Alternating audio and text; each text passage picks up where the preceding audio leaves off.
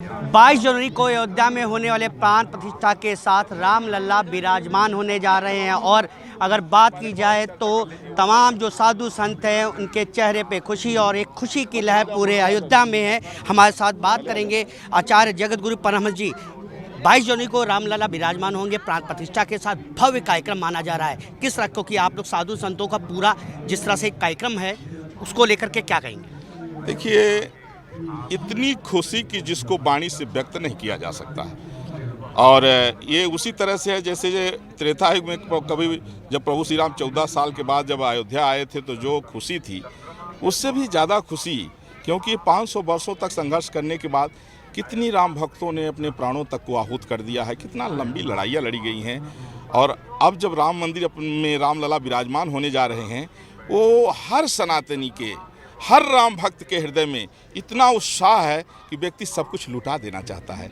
मैं बता रहा हूँ कि मैं एक मिट्टी का दीपक बनवा रहा हूँ जिसका नाम है महाराजा दशरथ दीपक, दशरथ जी के नाम से, जो 7.5 करोड़ रुपए मैंने ठेका दिया है। 1008 इंच उसकी लंबाई चौड़ाई है।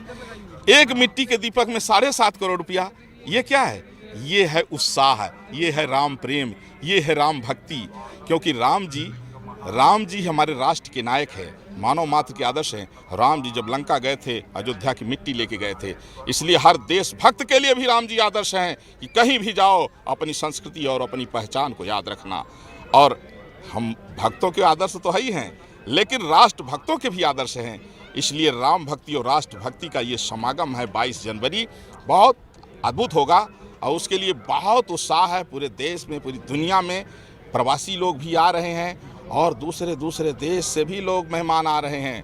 और उनको भी पता लग गया है दुनिया में पैसे से सब कुछ खरीदा जा सकता है, लेकिन वास्तव में अगर शांति चाहिए तो भारत की ओर रुख करना पड़ेगा, राम मंदिर आना पड़ेगा। तो अगर बात की जाए अयोध्या में अब जो राम नगरी है वो अद्भुत नज़ारा दिखाई देता है, बहुत अद्भुत। और देखिए दरअसल में हुआ क्या कि अभी तक पूर्व में जितनी भी सरकारें आई गई वो कहीं न कहीं से भारतीय संस्कृति से अनभिज्ञ थी। और यूँ भी कहा जा सकता है कि जो भारतीय संस्कृति के विरोधी लोग थे तो कुछ न कुछ उनकी भी मानसिकता उनसे मिली जुली रही। और अब जो अपनी संस्कृति है उसको पुनर्प्रतिष्ठित किया जा रहा है। जो मुगल काल और बीच में ब्रिटिश गवर्नमेंट आई और थोड़ा सा कुछ जो है, और तुष्टीकरण वाले बीच में जो घुसे, देश आज़ाद जब हुआ तो तुष्टीकरण वाले घुस गए। अब तुष्टीकरण वाले घुस गए तो वो कुछ लोगों को खुश करने के लिए बाकी लोगों की बलि चढ़ाना शुरू कर दिए। लेकिन फिर धीरे धीरे जनता समझी। जनता को जब ये पता चला कि ये 10,000 लोगों को पैसा और सम्मान दे करके 10 करोड़ लोगों को कटवा रहे हैं, मर्डर करा रहे हैं, जब इनकी इस मानसिकता को देखी कि वो 10,000 लोगों को पैसा सम्मान इसलिए दिया जा रहा है कि 10 करोड़ की हत्या उनके पीछे छिपाई जा सके, तब जनता ने फिर जो है सोचा कि नहीं, नेशन इज फर्स्ट, राष्ट्र ही सर्वोपरि है, उसके लिए जो भी होगा देखेंगे। और जनता ने, कहते ना कि नजरें बदली तो नज़ारे बदल गए, और किश्ती ने मोड़ा मुख तो किनारे बदल गए। जय श्री राम। तो जनता ने रुख बदला और जो राष्ट्र विरोधी लोग रहे धीरे धीरे दरकिनार होते गए। और फिर से जो है भगवा का परचम, भगवा माने मानवतावाद।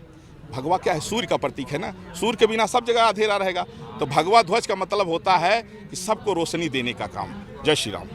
तो आप थे आचार्य जगत गुरु परमहंस जी, जिनके चेहरे पे क्योंकि जिस तरह से 22 जनवरी को प्राण प्रतिष्ठा के साथ श्री रामलला विराजमान होने जा रहे हैं उसको लेकर के साधु संतों के चेहरे काफ़ी खुश हैं, क्योंकि जिस तरह से जो तैयारियां चल रही है अयोध्या में वो देखने के काफ़ी नज़ारा जो है वो अद्भुत है।